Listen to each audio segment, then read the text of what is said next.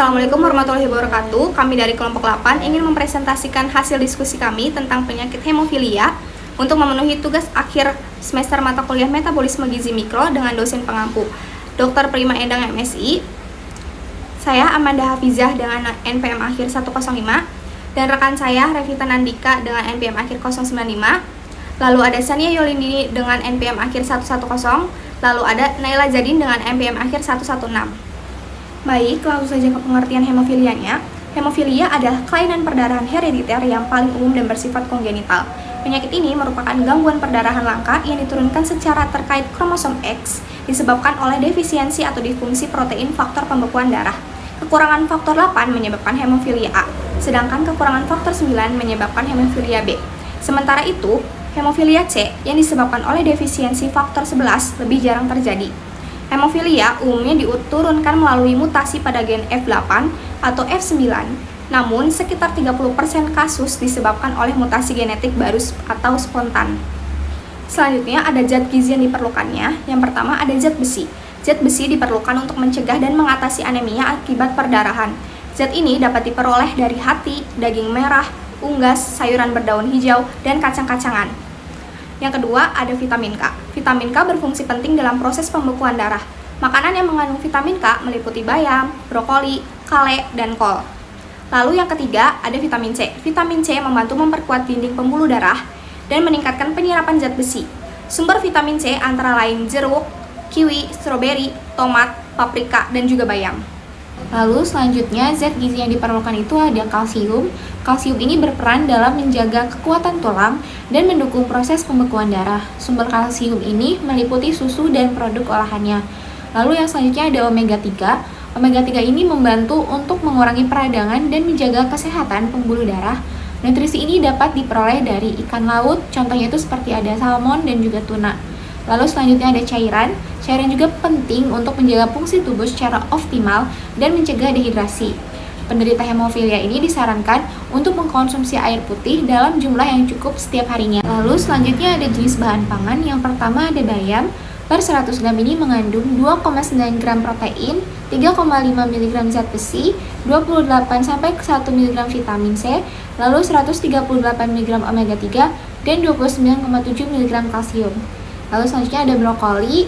Per 100 gram ini mengandung 2,8 gram protein, 0,7 mg zat besi, 91 mg vitamin C, 85 mg vitamin K, dan 46 mg kalsium.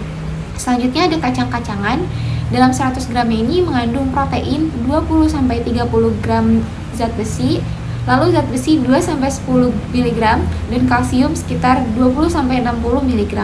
Selanjutnya ada gandum. Per 100 gram ini mengandung protein 7,49 gram, lalu zat besi 2,14 mg, kalsium 28 mg, vitamin K 24,7 mg, serat 1,1 gram, dan vitamin C 2,6 mg. Selanjutnya ada ikan. Per 100 gram ini terdapat kandungan nutrisi seperti protein 15-24 gram, lalu zat besi 1-2 gram, lalu kalsium 15-260 mg. Selanjutnya ada daging merah, contohnya adalah sapi. Per 100 gramnya ini terdapat sekitar 26 gram protein, 2,6-3,5 mg zat besi, lalu 10-18 mg kalsium. Selanjutnya ada ayam. Per 100 gramnya ini contohnya adalah dada ayam. Lalu per 100 gram ini ada 23 gram protein, 2 gram lemak, 0,4 mg zat besi, dan 4 mg kalsium. Selanjutnya yang terakhir adalah nasi merah. Untuk nasi merah dalam 100 gramnya ini adalah mengandung protein 7-8 gram, lalu zat besi 2-3 mg, vitamin K 2-3 mg, dan terakhir adalah kalsium sebesar 3-5 mg. Kemudian ada AKG yang diperlukan. Bagi laki-laki usia 19 sampai 29 tahun itu, makronutriennya yang terdiri dari energi sebanyak 2650 kilokalori. Kemudian untuk protein sebanyak 65 gram dan untuk lemak sebanyak 71 gram. Kemudian yang terakhir karbohidrat sebanyak 430 gram. Untuk mikronutriennya bisa dilihat di sebelah sini. Kemudian untuk perempuan usia 19 sampai 29 tahun juga makronutriennya yang terdiri dari energi sebanyak 2250 kilokalori, kemudian untuk proteinnya sebanyak 60 gram, kemudian untuk lemaknya sebanyak 67 gram, dan terakhir karbohidratnya sebanyak 360 gram. Untuk mikronutriennya bisa dilihat di sebelah sini. Kemudian selanjutnya ada jenis produk yang kami pilih yaitu sup krim bayam yang bermanfaat untuk penderita hemofilia, terutama dalam beberapa aspek meskipun bukan sebagai pengobatan secara langsung, namun lebih ke arah dukungan nutrisi yang bertujuan untuk mendukung pembentukan sel darah merah sebagai sumber antioksidan dan nutrisi juga. Kemudian teksturnya yang cair dan mudah dicerna, cocok bagi penderita hemofilia yang baru saja dalam masa pemulihan, terutama setelah mimisan berat, pendarahan gusi, atau tindakan medis ringan.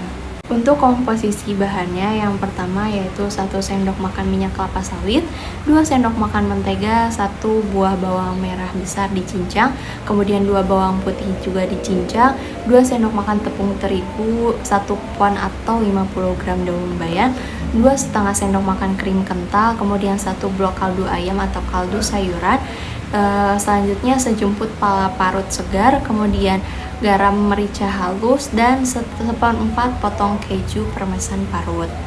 Kemudian untuk teknik pengolahannya yaitu yang pertama menumis.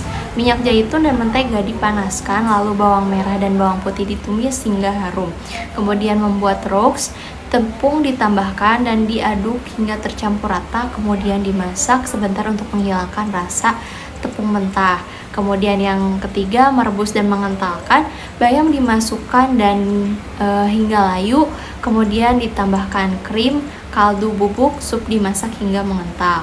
Kemudian metode penyelesaiannya yaitu keju permesan ditambahkan, diaduk hingga rata dan sup siap disajikan. Jika kurang kental, bisa ditambahkan tepung dan dimasak kembali hingga konsistensi yang diinginkan tercapai. Teknik utama yang digunakan adalah menumis, merebus, dan mengentalkan sup dengan tepung atau membuat roux. Sebagai bentuk intervensi gizi untuk penyakit hemofilia, kami mengembangkan produk makanan sehat berupa sup krim bayam, yang dimana bisa dilihat untuk bahan-bahannya dalam tabel analisis of the food record yang terdapat energi 595,1 kalori dan karbohidrat 40,9 gram. Kombinasi ini dipilih karena kaya akan zat besi, vitamin, kalsium, dan protein, baik untuk penderita penyakit hemofilia. Selanjutnya, interaksi zat gizi dan antar bahan yang digunakan. Dalam interaksi ini, ada 3 interaksi. Yang pertama, vitamin C dan zat besi. Pada interaksi ini, bayam akan kaya zat besi non-heme dan vitamin C.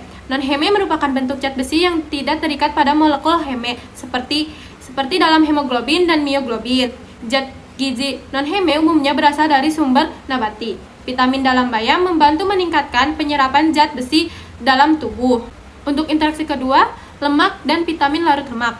Penggunaan minyak zaitun, mentega, dan krim kental membantu penyerapan vitamin A, vitamin D, vitamin E, dan vitamin K yang terdapat dalam bayam karena vitamin ini larut dalam lemak. Dan untuk interaksi terakhir, ada kalsium dan protein. Untuk interaksi ini, membantu keju permesan dalam sup tidak hanya meningkatkan rasa, tetapi juga meningkatkan kandungan kalsium dan protein yang bermanfaat untuk kesehatan gigi dan gusi. Kalsium memperkuat enamel dan tulang penyangga gigi, sementara kasein membantu melindungi dan memperbaiki enamel serta mendukung kesehatan jaringan gusi.